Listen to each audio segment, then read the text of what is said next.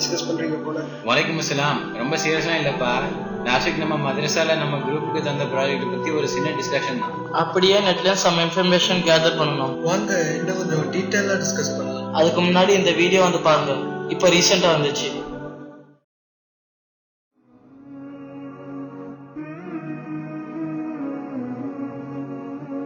பெண்களுக்கு பர்தா தேவையா, தலாக் என்ற விஷயத்தில் உடன்பாடு இருக்குதா, இது போன்ற விவாதங்கள்லாம் நீங்க கிளப்பலாமே. No, ma'am. We don't serve Muslims here. I'm sorry? This is America. We're at war with your people. I don't know what you think I am. I'm just trying to get an apple. Well, you're a terrorist is what you are. So Excuse me? you can go back wherever you came from. Sir, I'm an American. I was born and raised No, in you're this not. country. Americans don't wear towels on their head. We hear stories all over the country from Islamic communities where Muslim women are being basically beaten with the Quran over their heads, being told that to be good Muslims, this is how you should behave.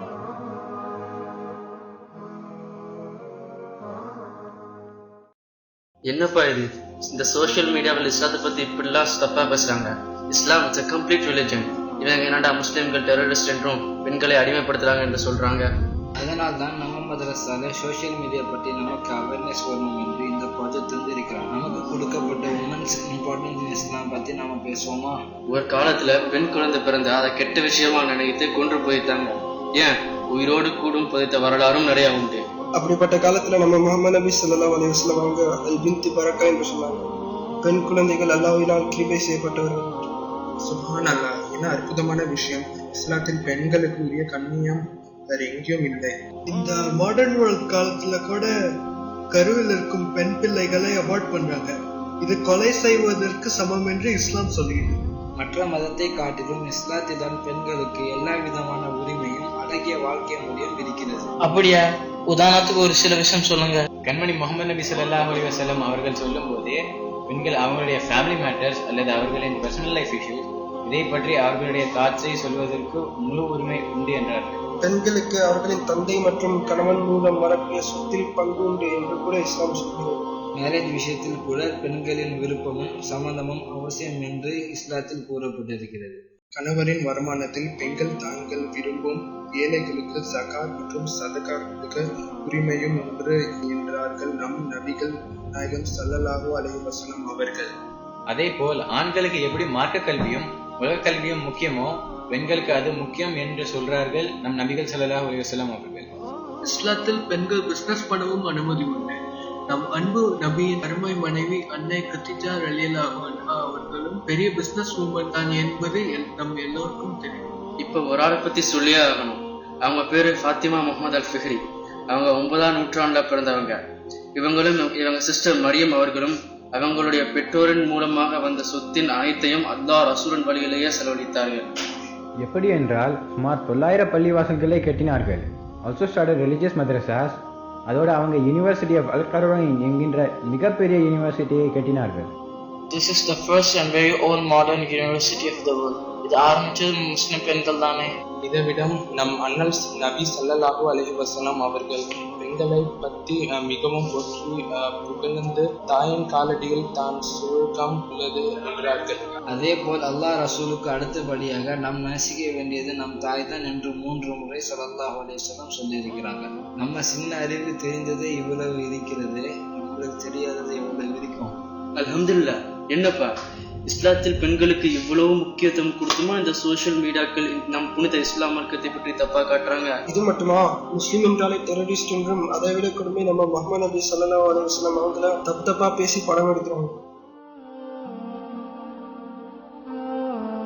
These people live to kill us, they live to attack us, they live to horrify us, and when people pull back, that's exactly what they want.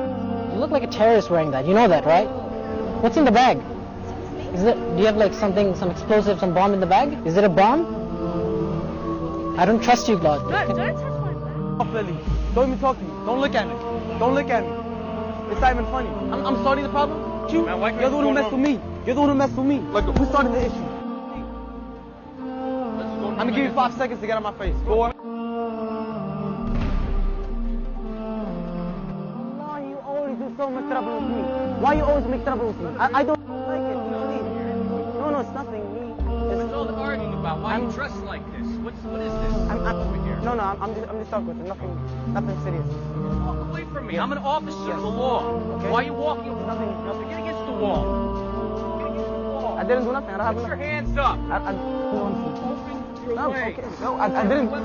No, I don't have nothing.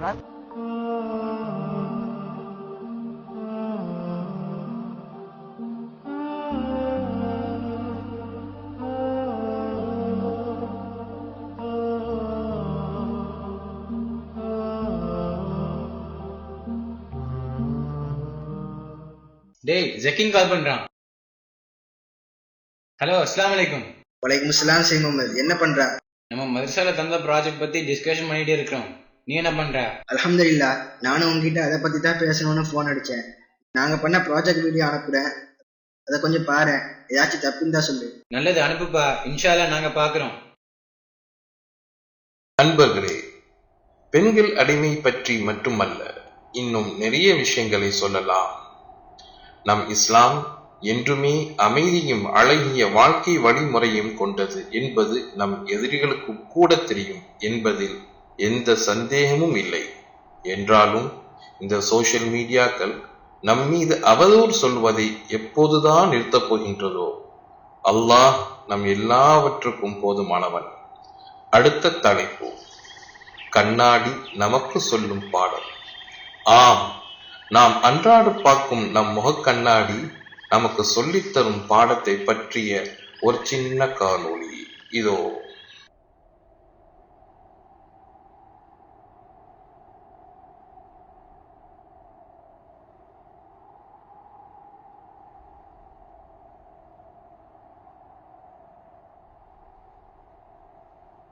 அட என்னடா இது, நான் பாக்குறேன் அவங்க 2 பேரும் கண்ணாடி ஊத்து ஊத்து பார்த்து பேசிட்டு இருக்காங்க. அங்கேயே போய் கேட்போம், வாப்போம்.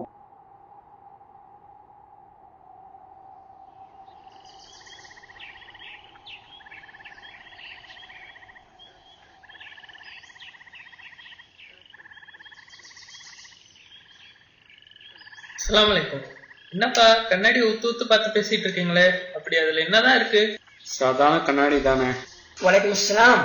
வாங்கப்பா, சாதாரண கண்ணாடி தான்.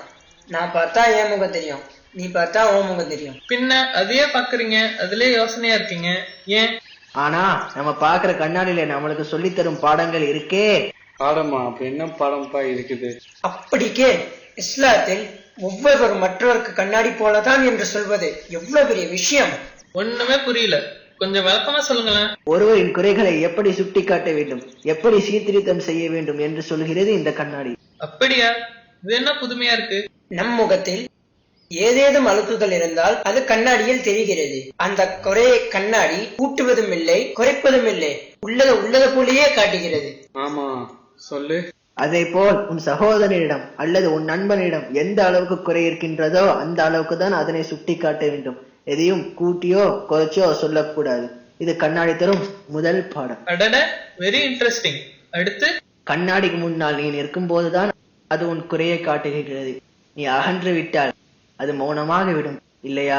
Exactly, correct. அப்புறம் அதே போல் மற்றவர்களின் குறைகளை அவர்களுக்கு முன்னாடியே சுட்டி காட்ட வேண்டும். அவர்கள் இல்லாத போது முதுகுக்கு பின்னாடி பேசக்கூடாது. இது கண்ணாடி தரும் இரண்டாவது பாடம். கிரேட். அப்புறம், அதாவது அவர்களை பற்றி புறம் கோல் சொல்லக்கூடாது. அப்படி சொல்வது உன் இறந்த சகோதரன் பிணத்தை தின்பது போல் என்று சொல்லுகிறான் அல்லாஹ். அல்லாஹு, என்னப்பா இது? அடுத்து, ஒருவருடைய முகக்குறையை கண்ணாடி காட்டியதால் அவர் அந்த கண்ணாடி மீது கோபமோ எரிச்சலோ படுகிறாரா? இல்லையே, அத பத்திரமா தானே வைக்கிறாங்க. சரியாக சொன்னாய்.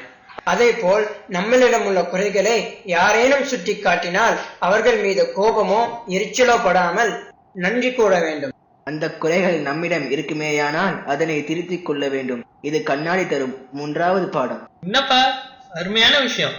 நீங்க சொன்ன கண்ணாடில இவ்வளவு விஷயம் இருக்கா? யோசித்து பார்த்தால் இன்னும் கூட பல விளக்கங்கள் கிடைக்கும். இனி கண்ணாடி முன்னால் நின்று நம் முகத்தை அலங்கரிக்கும் போதெல்லாம் இந்த அறிவுரையோடு நம் நபி ஸல்லல்லாஹு அலைஹி வஸல்லம் சொல்லி தந்த துஆ நம் மனதை அலங்கரிக்க வேண்டும். என்ன துஆ? யா அல்லாஹ், என் வெளித்தோற்றத்தை அழகாக்கி வைத்தது போல் என் உள்ளத்தையும் குணத்தையும் நீ அழகாக்கி வைப்பாயாக. ஆமீன். யா அல்லாஹ், நீ என்றும் எங்கள் உள்ளத்தை பார்க்க கூடியவனாக இருக்கின்றாய். மேலும் எங்கள் உள்ளம் பரிசுத்தமாக இருப்பதை விரும்புகின்றவன் நீ. எங்களை ஈருலகிலும் சிறப்பாகி வைப்பாயாக. ஆமீன். ஆமீன். என்ன அழகான துவா. அருமையானவர்களே, இந்த கண்ணாடி சொல்லி தந்த பாடம் அல்லாஹ்வின் நேசர்களான சூஃபியாக்களின் வாழ்க்கை தத்துவத்திலிருந்து எடுக்கப்பட்டது. அடுத்த தலைப்பு திருமறை குர்ஆன் ஷரீஃபை தங்கள் இதயங்களில் ஏந்தி இருக்கும் ஹாஃபிஸ்களுடன் ஓர் கலந்துரையாடல். நம் குழந்தைகள் புனித குர்ஆன் ஷரீஃபின் தொடர்போடு இருக்கவும் ஹாஃபிலாக வேண்டும் என்ற ஆசையை தூண்டுவதற்காக எடுக்கப்பட்டதுதான் இந்த வீடியோ.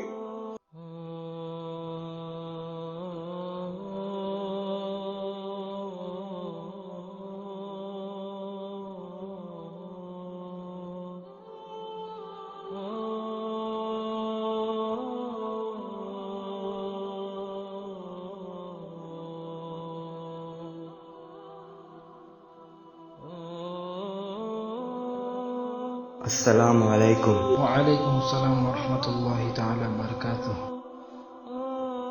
நீங்க 4 பேரும் எங்க நண்பர்கள் தான்.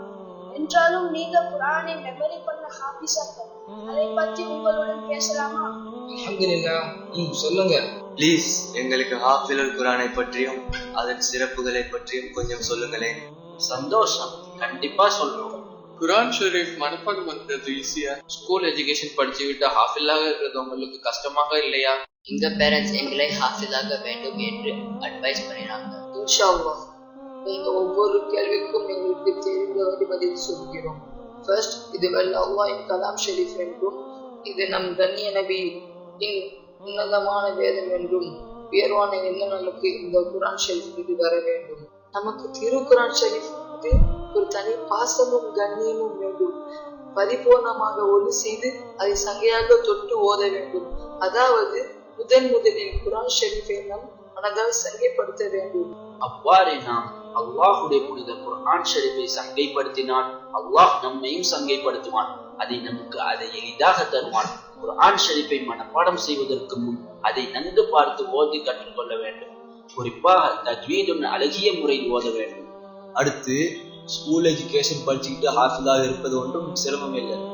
இந்த உலகத்துல 95% ஹாஃபில்மார்கள் தங்களுடைய ஹிஃபிலை முடித்து விட்டு ஸ்கூல் எஜுகேஷனை கண்டினியூ பண்ணி டாக்டராகவும் இன்ஜினியராகவும் பிசினஸ் மேனாகவும் ஏன் இன்னும் அதை விட உயர்ந்த அந்தஸ்தில் முன்னேறி இருப்பதை நான் பார்க்கவில்லையா? நாம் கொஞ்சம் சிந்திக்க வேண்டும். வெறும் 60-70 வருஷம் வாழ்க்கைக்கு தேவையான உலக படிப்புக்கு இவ்வளவு முக்கியத்துவம் கொடுக்கும் நாம் ஏன் முடிவில்லாத மறு உலக வாழ்க்கைக்கு தேவையான மார்க்க விஷயத்திற்கு முக்கியத்துவம் கொடுப்பதில்லை என்று புரியவில்லை. இந்த சிந்தனை நமக்கும் நம் பெற்றோர்களுக்கும் தான். அழகான சிந்தனை. இன்னும் சொல்லுங்கள். எதையும் நாம் சிரமம் என்று நினைத்தால் மட்டுமே அது நமக்கு கஷ்டமாக இருக்கும். ஒரு சின்ன முயற்சி தான் தேவைப்படும். நாம் குர்ஆனை நேசித்தால் என்ன வயசிலும் குர்ஆனை மனனம் செய்யலாம். என்னது, எந்த வயசுலயும் மனப்பாடம் பண்ணலாமா? ஆமாம், இன்று 45-48 வயசிலும் உலக கல்வியை மக்கள் படிப்பதில்லையா? அதே போல் இதற்கும் முடியும். என்றாலும் 10-18 வயசுக்குள் நல்ல மாசாவில் சேர்ந்து ஓதுவது ரொம்ப சிறந்தது. ஏஜ் 10 to 18 ஸ்கூல் எஜுகேஷனுக்கு ஏஜ் ஆச்சு. அதை விட்டுட்டு எப்படி ஓதுவது? இங்கதான் நான் மிஸ்டேக் பண்ணுவோம். ஸ்கூல் எஜுகேஷன் இம்பார்ட்டன்ட் தான், அதை யாரும் மறுக்கவில்லை. அதை விட்டுவிட வேண்டும் என்று யாரும் சொல்லவும் இல்லை. பட் நம் சமுதாய மக்கள் வேர்ல்ட் எஜுகேஷன் கொடுக்கக்கூடிய முக்கியத்தை மார்க்க கல்விக்கு கொடுப்பது இல்லை என்றுதான் சொல்கிறோம். அப்படி என்றால் குர்ஆன் ஹிஃப்லின் சிறப்பு பற்றி கொஞ்சம் சொல்லுங்களேன். அல்லாஹ் அதன் சிறப்பை பற்றி சொல்ல ஆரம்பித்தால் இன்று ஒரு நாள் போதாது. என்றாலும் எங்களுக்கு தெரிந்த சிலதை சொல்கின்றோம். அல்லாஹ்விடத்தில் ஹாஃபில்களின் சிறப்பு என்றால் அவர்களுக்கு மட்டுமல்ல, அவர்களின் பெற்றோர்களுக்கும் தனி கண்ணியம் தான். என்னது, அவர்களின் பேரண்ட்ஸ்க்குமா? அல்லாஹ் நாளை மறுமை நாளில் ஹாஃபில்களின் பெற்றோர்களுக்கு கண்ணை பறிக்கக்கூடிய அழகிய கிரீடம் வைப்பான். அதில் மின்னும் வைரங்கள் சூரியனை விட பிரகாசமாக இருக்கும். மாஷா அல்லாஹ், ரொம்ப இன்ட்ரெஸ்டிங்கா இருக்குது. இன்னும் மேலும் சொல்லுங்களேன்.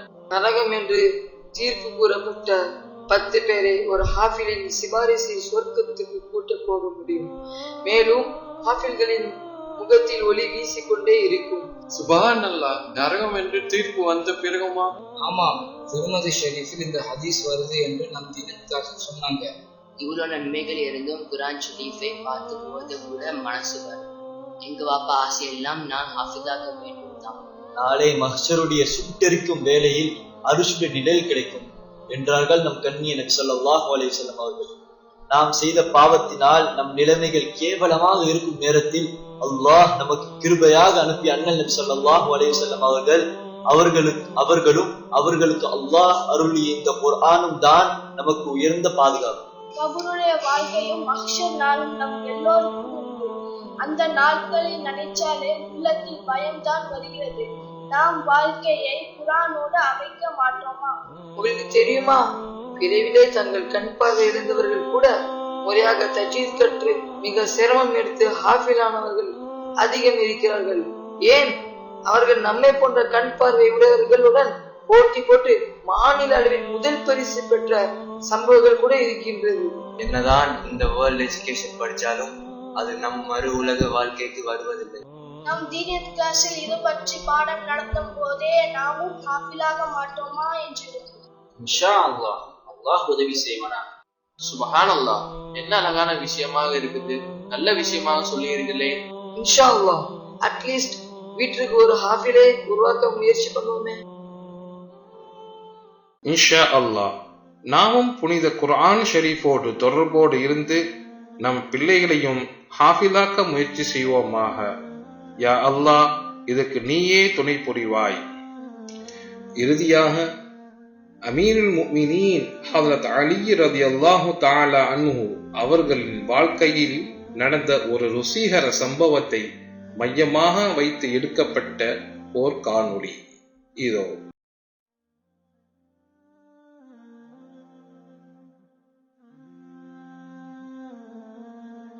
டேய் ராக்கின், அஸ்ஸலாமு அலைக்கும். வலைக்கும் சலாம் ஃபஹத். டேய் என்னடா இது, போன வருஷம் தானே ஹராம் தீங்கக்கூடாதுன்னு சொன்னோம். டேய் அது ஹராம் இல்லடா, ஹலால்டா. லேபிள் வேற போட்டிருக்கு. அப்போ அது என்னது? ஓ அதுவா, அது வெறும் தக்காளி தாண்டா. டேய் எனக்கு பசிக்குது, அதான் சாப்பிட உட்காந்துக்கிறேன். நான் ஒரு 5 ரொட்டி வச்சுக்கிறேன், பாபா ஒன்னா சாப்பிடுவோம். நானும் 3 ரொட்டி வச்சிருக்கேன்டா.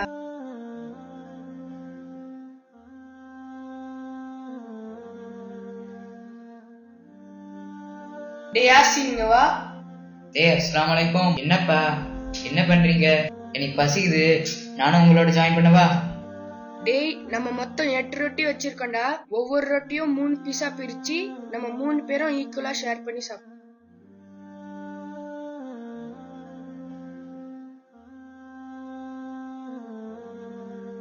ஜஸாக்கல்லாஹ் ஹைரா, நல்லா இருந்துச்சு. ஃபஹத் இந்த என்னோட ஷேருக்கு $8 வச்சுக்கோ. 2 பேரும் பிரிச்சுக்கிறீங்க. வெயிட் வரேன். அஸ்ஸலாமு அலைக்கும். ராக்கின் இந்தடா உன்னோட ஷேருக்கு $3. என்னது $3? நம்ம 3 பேரும் ஆளுக்கு 8 பீஸ் தானே சாப்பிட்டோம். அதனால எனக்கு $4 உனக்கு $4 தானே இருக்கணும். எனக்கு $4 தா. உண்ட 3 ரொட்டிக்கு $3 தான் வரும். $4 தா. இல்லடா உண்ட 3 ரொட்டிக்கு $3 தான் வரும். இல்லடா நம்ம 3 பேரும் ஆளுக்கு 8 பீஸ் சாப்பிட்டோம். ஏன்டா சண்டை அடிக்கிறியா? வலைக்கும் சலாம் ஹாஃபிஸா, வாங்க. நீங்களே நியாயம் சொல்லுங்களேன். என்ன பிரச்சனை?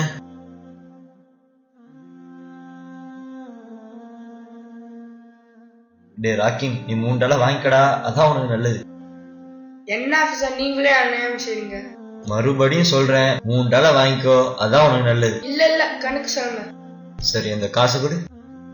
ராக்கின், முதல்ல நீ 3 துண்டு ரொட்டி வச்சிருந்தியா? ஃபஹத் 5 துண்டு ரொட்டி வச்சிருந்தான். இப்போ யாசின் வந்தான். என்ன பண்ணீங்க? ஒவ்வொரு ரொட்டியும் 3 துண்டா பிரிச்சீங்க. இப்போ ஒண்ட 3 ரொட்டி 9 துண்டா ஆயிடுச்சு. ஃபஹத் 5 ரொட்டி 15 துண்டா ஆயிடுச்சு. நீ யாசினுக்கு 1 துண்டு கொடுத்தா. ஃபஹத்ல 15 துண்டுல இருந்து யாசினுக்கு 7 துண்டு கொடுத்துக்கிறான். இப்போ ஆளுக்கு 8 துண்டு ரொட்டி இதா. யாசின் $8 தந்தா. அதனால அந்த $8 இருந்து நீ கொடுத்த 1 துண்டுக்கு $1, ஃபஹத் கொடுத்த 7 துண்டுக்கு $7 போகணும். சோ ராக்கின், இப்ப புரிஞ்சுதா? உன்னோட 9 துண்டு ரொட்டியில 1 துண்டு யாசிஞ்சிருக்கா. உன்னோட $1 இருந்தா புடி. ஃபஹத் உன்னோட 15 துண்டுல 7 துண்டு யாசிஞ்சிருக்கிறான். இந்தா உன்னோட $7. என்னடா இது, இப்படி ஒரு லாஜிக் இருக்குன்னு தெரியாம போச்சே. பேசாம $3 வாங்கிக்கலாமே. டே நானும் அப்பறே சொன்னேன் $3 வாங்கிக்கோன்ட்டு. பேராசை பேர் நஷ்டம். எல்லாம் சரி, உனக்கு எப்படிப்பா இந்த அறிவு வந்துச்சு? இதுக்குதான் மதரசாக்கு ஒழுங்கா வரணும்னு சொல்றது. இந்த சம்பவம் நம்ம மதரசால ஏற்கனவே ஒரு தடவை நடத்திட்டாங்க. அது அல்லா காலத்துல இதே மாதிரி ஒரு சம்பவம் நடந்துச்சு. அதை வச்சுதான் அவங்ககிட்ட இப்ப பேசுறேன். இப்படி கேவலப்படுத்துறானே, நாமள தான் மதரசாக்கு போக மாட்டோம். சரி, இனிமேலாச்சும் போவோம். சரி வாங்க இப்போ மதரசாக்கு போகலாம். கண்ணியமிக்க சகோதர சகோதரிகளே, இதுவரை நீங்கள் கண்டு கழித்த இந்த வீடியோக்களுடைய காட்சிகள், கருத்துக்கள் உங்களுக்கு பிடித்திருக்கும் என்று நாங்கள் நம்புகிறோம். அல்ஹம்துலில்லாஹ். இதை பற்றி உங்களின் மேலான கருத்துக்களை எங்களுக்கு தெரிவிக்குமாறு அன்புடன் கேட்டுக்கொள்கிறோம். இன்ஷா அல்லாஹ் இன்னும் கூடிய விரைவில் உங்களை அடுத்த ஒரு வீடியோ பதிப்பில் சந்திக்க உள்ளோம். அதுவரை உங்களிடம் விடைபெறுவது கவுலூன் மஸ்ஜித் தீனியத் கிளாஸ் மாணவர்கள். அஸ்ஸலாமு அலைக்கும் வரஹ்மத்துல்லாஹி வபரகாத்துஹு. ஸல்லல்லாஹு அலா முஹம்மத் ஸல்லல்லாஹு அலைஹி வஸல்லம். ஸல்லல்லாஹு அலா முஹம்மத் ஸல்லல்லாஹு அலைஹி வஸல்லம். ஸல்லல்லாஹு அலா முஹம்மத். யா ரப்பி ஸல்லி அலைஹி வஸல்லிம். வல்ஹம்துலில்லாஹி ரப்பில் ஆலமீன். الحمد لله رب العالمين حمدا يوافي نعمه ويكافئ مزيدا وعفو عنا يا كريم يا رحيم يا الله.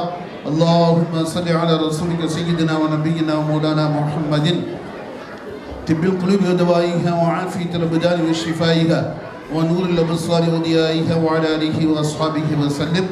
اللهم أوصل ثواب ما قرأت هدية واصلة وتحفة كاملة منك إلى حضرة سيدنا محمد صلى الله عليه وسلم خاصة، ثم إلى حضرات جميع الأنبياء والمرسلين والشهداء والصالحين وجميع الأولياء العلماء المتقين، لا سيما إلى حضرات جميع مشايخ القادرية والچشتية والنكسبندية والسهروردية والسنوسية وغيرهم من أصحاب الصلاة رضوان الله تعالى عليهم أجمعين. ربنا آتنا في الدنيا حسنة وفي الآخرة حسنة وقنا عذاب النار. وصلى الله على سيدنا محمد وعلى آله وأصحابه أجمعين. سبحان ربك رب العزة عما يصفون والسلام على المرسلين والحمد لله رب العالمين. صلى الله على محمد صلى الله عليه وسلم.